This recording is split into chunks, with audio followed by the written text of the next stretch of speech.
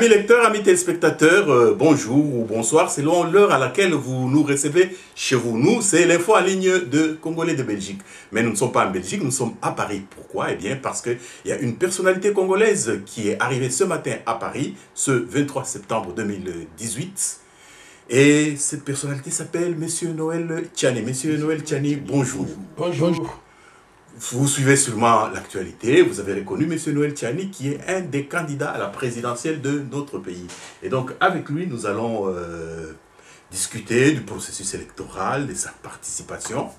Et la toute première question que je lui pose, M. Noël Tchani, vous avez quitté le pays hier et ce matin vous êtes à Paris.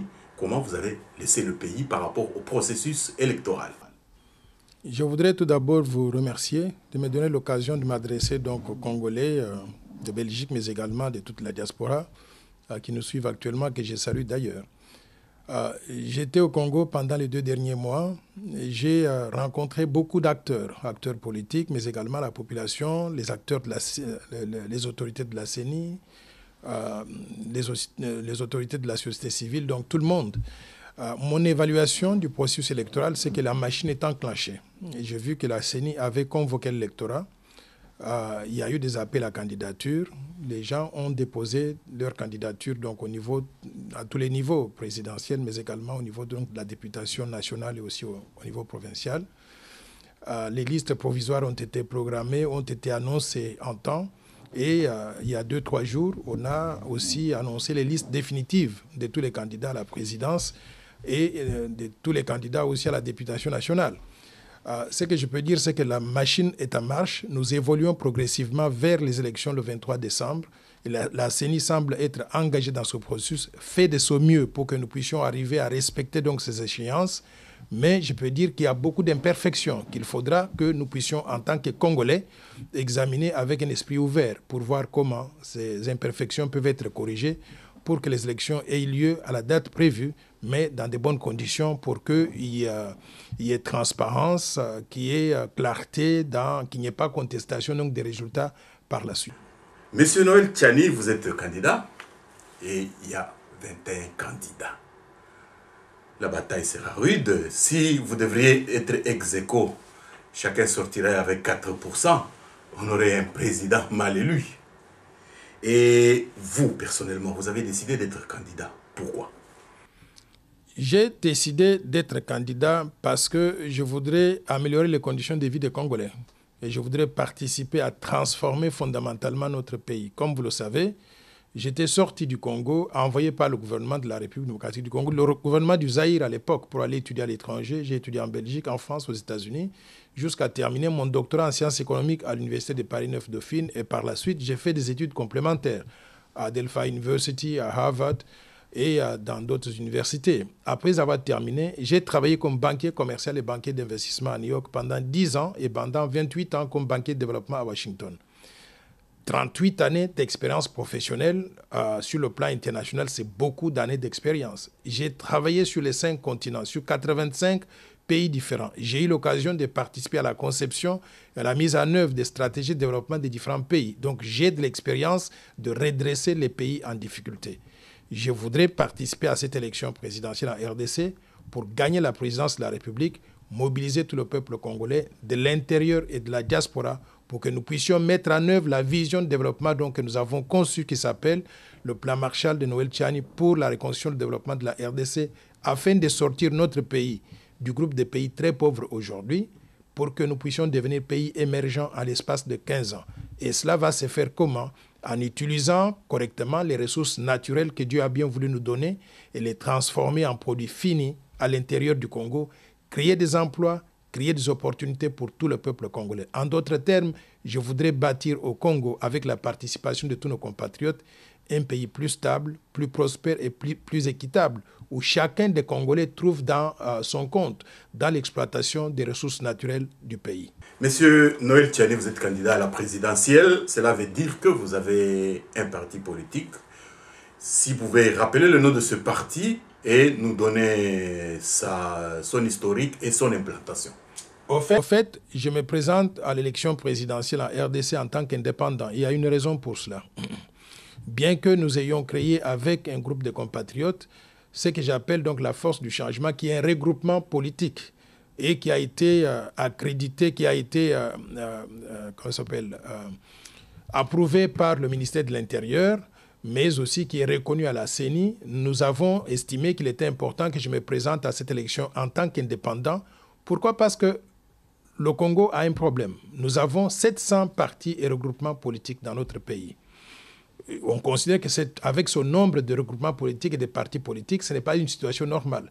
Nous avons pensé qu'à me présenter comme étant un indépendant, soutenu par une vision de développement que nous appelons le plan Marshall pour la reconstruction de la RDC, soutenu aussi par le regroupement qui me soutient, donc la force du changement. Nous pensons que nous pourrons faire appel à d'autres partis politiques, à d'autres regroupements, mais aussi aux citoyens ordinaires pour que nous puissions ensemble gagner l'élection, transformer le pays, refaire la réforme de la vie politique, réduire le nombre de partis de 700 que nous avons aujourd'hui à environ 2 ou 3 maximum pour que la démocratie puisse marcher correctement. Donc, je me présente en tant qu'indépendant, mais soutenu par la force du changement, et on fait appel donc à d'autres partis politiques, d'autres regroupements et aux citoyens ordinaires à se mettre derrière.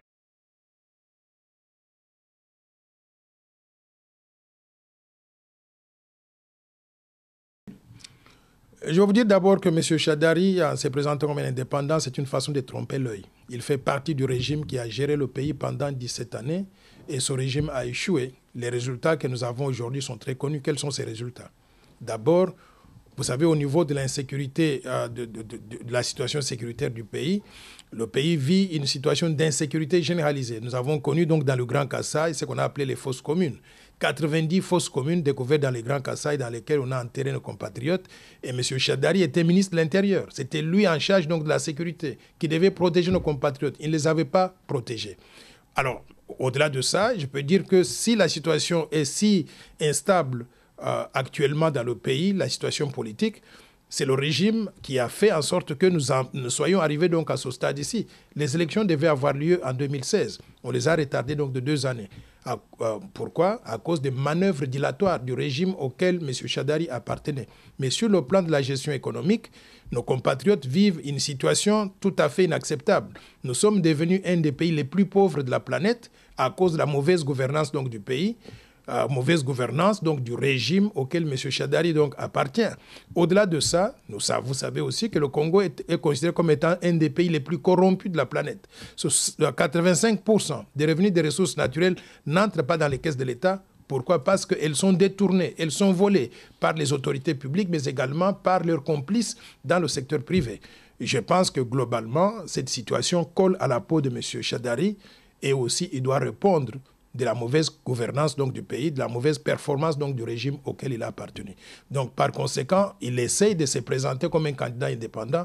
Il n'est pas indépendant. Il appartient à la majorité présidentielle qui a géré le pays et qui a échoué.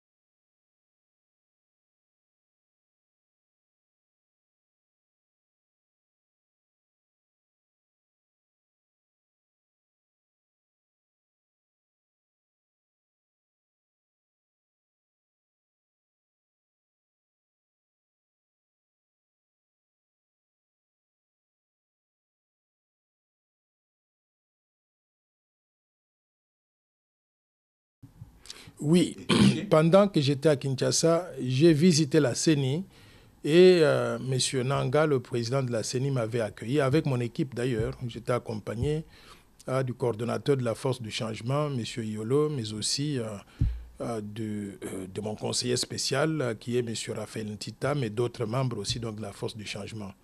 Nous avons assisté à la présentation de la machine donc, dans les bureaux de M. Nanga. Et on a touché la machine et on a vu comment elle fonctionne. Je sais que l'opinion congolaise est très divisée sur cette question. J'ai une opinion, après avoir visité la machine. Ce que moi je propose, c'est qu'en tant que pays, nous puissions arriver à trouver un consensus sur ces questions-là qui divisent la population. Je propose que la CENI puisse convoquer une réunion à laquelle pourront assister les représentants de la société civile, les représentants de l'opposition, mais aussi les représentants du gouvernement.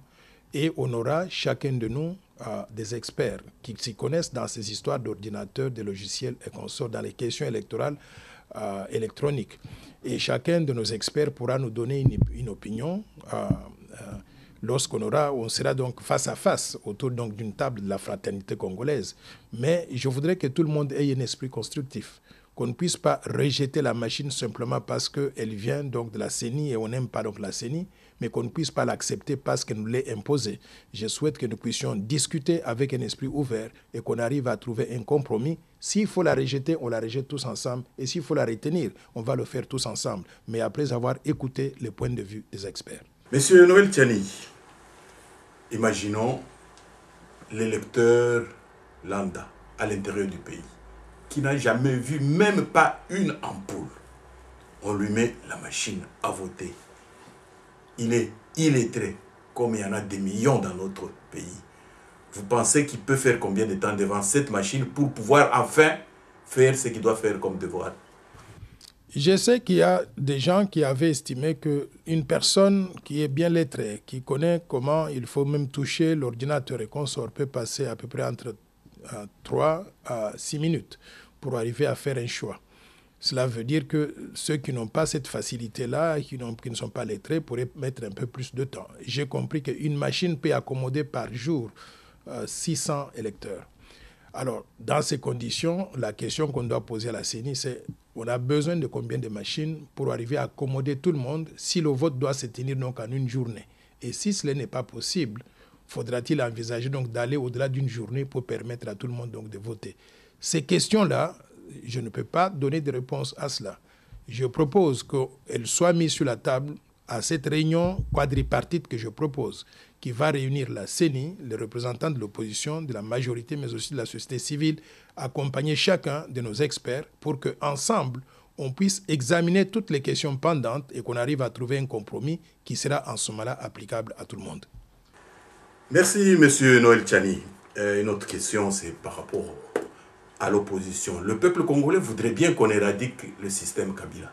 Cela veut dire que si le candidat de Kabila a 22% et le premier opposant à 21%, c'est le candidat de Kabila qui passe. S'il a 20% et que le candidat de l'opposition a 22% et qu'ils ont les machines et les fichiers, lui ajoute 5%, il a 27%, il passe. Est-ce que vous ne trouvez pas que c'est un risque qu'il y ait autant d'opposants qui se présentent en même temps et personne ne veut céder? Effectivement, c'est un risque et j'ai souvent appelé à l'unité de l'opposition. J'ai plaidé et je continue à plaider pour l'unité de l'opposition pour que nous ne puissions pas aller dans ces élections en ordre dispersé. Si nous allons en ordre dispersé, le scénario que vous venez de décrire est tout à fait plausible. Nous donnons l'occasion à l'autre camp, qui n'est pas très populaire, mais qui a quand même une base de certains fanatiques qui sont inconditionnels. Alors, si nous allons à notre dispersé, nous allons émietter les voix de l'opposition et par conséquent donner la chance à l'autre camp de pouvoir survivre.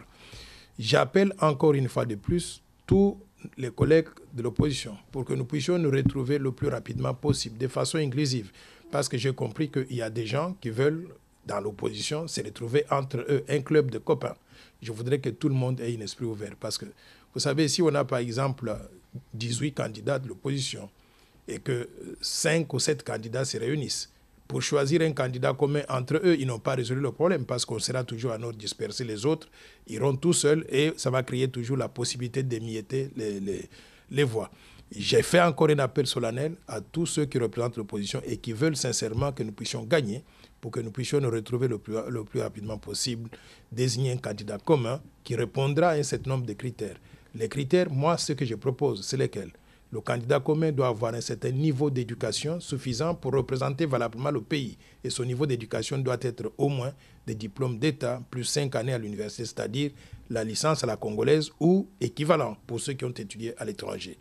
Ensuite, le candidat devra justifier d'une expérience professionnelle de qualité dans une institution privée ou publique, nationale ou internationale. Cette expérience doit être d'au moins 15 années. Parce que je considère que le Palais de la Nation n'est pas un lieu de stage. On n'y arrive pas sans avoir jamais travaillé dans sa vie pour commencer à faire le stage au Palais de la Nation et faire prendre de risques à nos compatriotes 87 millions de Congolais que nous sommes. Aujourd'hui, il y a beaucoup de Congolais, et même parmi les candidats, beaucoup de Congolais qui ont de l'expérience de qualité, et il faudrait que nous puissions tenir compte donc de cela. Ensuite, il faudra que le candidat commun puisse justifier donc d'une vision de développement cohérente, chiffrée, chronométrée, avec des indicateurs de performance très clairs.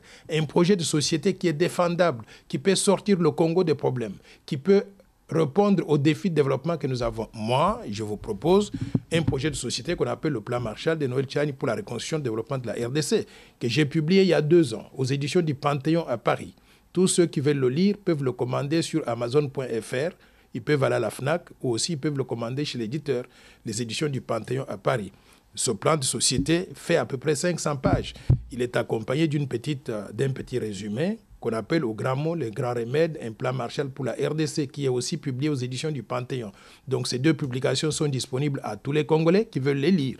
Donc ils peuvent se faire une idée de la vision de développement que nous avons pour notre pays. J'invite tous les autres leaders de l'opposition à faire la même chose. Au-delà de ça, il faudrait que le candidat commun, parce que nous représentons l'opposition, puisse justifier la rupture, incarner la rupture par rapport à la mauvaise gouvernance qui nous a amené à la situation catastrophique que nous avons aujourd'hui.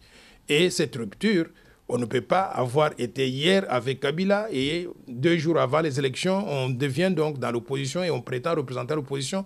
Je pense que ce n'est pas crédible. Donc nous allons examiner ces candidatures de façon minutieuse, de façon à sélectionner la meilleure personne possible. Et en même temps, il faut que le candidat incarne le changement positif que nous voulons pour le pays. Est-ce que la personne a une expérience de qualité? Est-ce qu'il vient donc des milieux qui incarnent donc la bonne gouvernance? Est-ce qu'il a travaillé dans des structures qui incarnent la bonne gouvernance ou bien qui incarnent la mauvaise gouvernance? Tout ça, on doit tenir compte de cela. Et enfin, il faut que le candidat justifie des niveaux d'intégrité et de moralité irréprochables. En faisant la sommation de ces critères, on sera à mesure de désigner un candidat commun qui nous représente valablement et qui peut se qualifier pour être le prochain président de la République. Bien, merci Monsieur Noël Tchani. J'ai une question. Vous savez, quand il y a élection, il faut remplir les urnes, il faut gagner dans les urnes. Il faut être un tribun, il faut être quelqu'un qui soulève les foules. Et vous mettez ça où? Je peux vous dire que le peuple congolais n'est plus naïf. Dans le temps, on a applaudi pour tout celui qui pouvait haranguer les foules dans les rues, qui pouvait distribuer donc de l'argent, et la plupart du temps de l'argent volé du public congolais, qui peut distribuer des t-shirts. Les gens applaudissaient et votaient pour cette personne-là. Mais aujourd'hui, nous vivons les conséquences. La pauvreté, elle est maximale. J'ai visité quelques communes dans la ville de Kinshasa. J'ai été dans la zone de Makala, j'ai été à Selembao, je ne peux pas les citer toutes, mais franchement, mes compatriotes, nous devons avoir honte d'avoir amené notre pays dans un état aussi critique comme celui-là. Ces communes que j'ai mentionnées ressemblent à des poubelles à ciel ouvert. Nos compatriotes vivent dans des conditions les plus horribles de la planète. Nous avons besoin aujourd'hui pas d'un populiste, pas d'un homme inexpérimenté. Nous avons besoin de quelqu'un qui connaît ce que c'est le développement et qui sait comment régler les défis de développement. C'est ça que je voudrais que le peuple congolais puisse garder à l'esprit. Qui a une vision de développement et qui a de l'expérience? Moi, je vous dis que j'ai l'expérience pour l'avoir fait ailleurs. J'ai travaillé sur près de 85 pays différents. J'ai redressé des économies. Et d'ailleurs, ma vision de développement que je vous propose ici, elle est préfacée par quelqu'un qui m'a connu pendant que j'ai travaillé avec lui dans son pays pour aider son pays. Il s'agit du président Abdoul Diouf du Sénégal. Il m'a vu au Sénégal. Quand vous voyez le développement spectaculaire des infrastructures donc, au Sénégal, c'est en partie le résultat de mon travail. Quand vous allez dans les îles du Cap-Vert, vous allez trouver que ce pays-là a eu un PIB par habitant, produit intérieur brut par habitant, il y a 20 ans, de $170. Aujourd'hui, ils sont à $7 000. C'est un cas de succès énorme. C'est grâce à mon travail, en partie, parce qu'il y a d'autres personnes qui sont intervenues dans ce processus-là. Et je peux vous donner des exemples comme ça 85 fois dans le monde.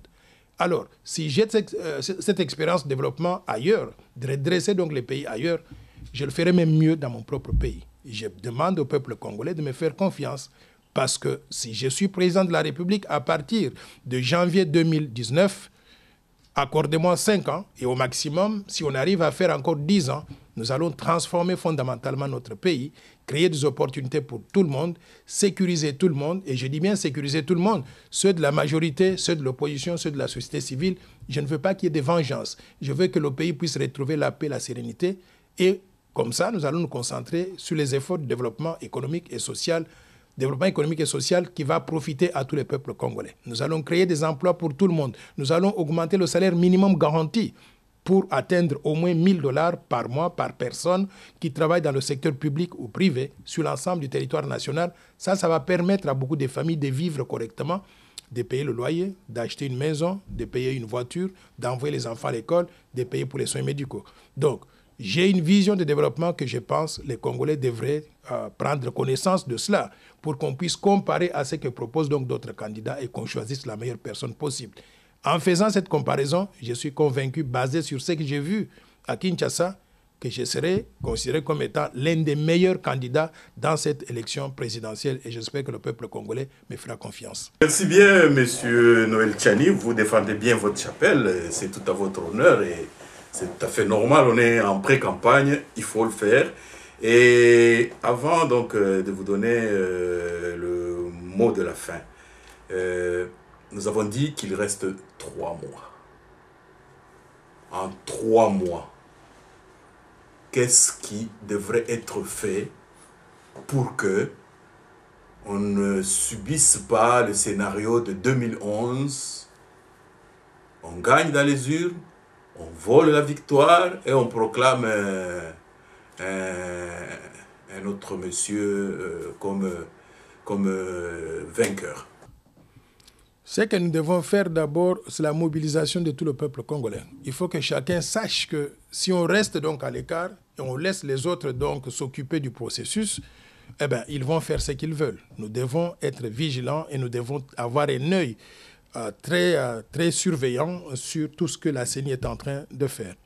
Je voudrais aussi qu'on puisse mobiliser la communauté internationale. Mobiliser la communauté internationale pour continuer à faire des pressions, mais également pour qu'on puisse envoyer des observateurs pendant les élections pour s'assurer que les choses se passent normalement. Je voudrais que les partis politiques, surtout ceux de l'opposition, qu'on se mette ensemble afin d'avoir donc des témoins dans tous les bureaux de vote, des témoins partout. Parce que quand il y a des témoins, ils pourraient s'assurer que s'il y a des choses qui ne sont pas très catholiques, qui sont en train d'être faites dans ces bureaux de vote, on va les dénoncer, on aura l'information. Donc, ce sont des choses que nous devons faire ensemble. Mais je voudrais aussi demander que les organisateurs donc, des élections nous mettent tous dans les mêmes conditions. Actuellement, il me semble qu'il y a un penchant à pouvoir mettre les moyens de l'État à la disposition d'un candidat, celui qui représente donc le Front commun pour le Congo, le FCC, qui se promène dans le pays comme s'il était donc dans son jardin, alors que tous les autres candidats de l'opposition n'avons pas encore cette possibilité-là. Je veux qu'on mette tout le monde dans les mêmes conditions. Je voudrais que les médias publics, surtout, soient aussi accessibles à tous les candidats, de façon équitable.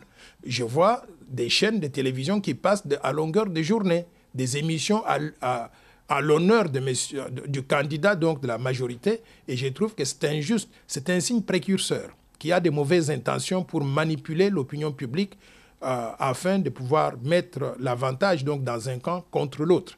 Voilà des choses que moi j'estime on devrait faire pour que nous puissions baliser le terrain et évoluer tous donc avec les mêmes chances de gagner. Parce que ce pays-là nous appartient tous.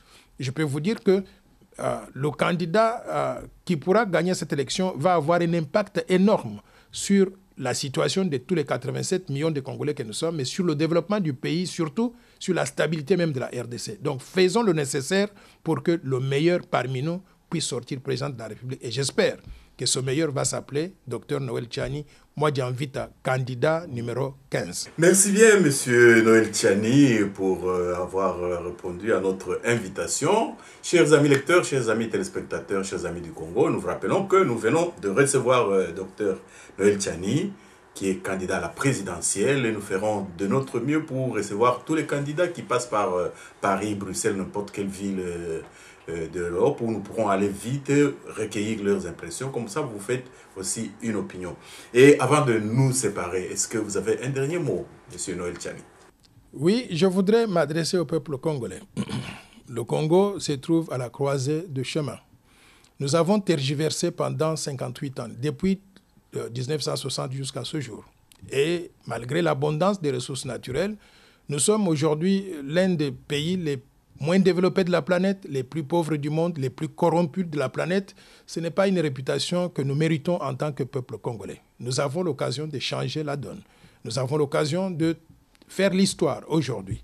Je voudrais vous inviter tous à participer activement à l'élection présidentielle le 23 décembre 2018. Pas aller par tribalisme.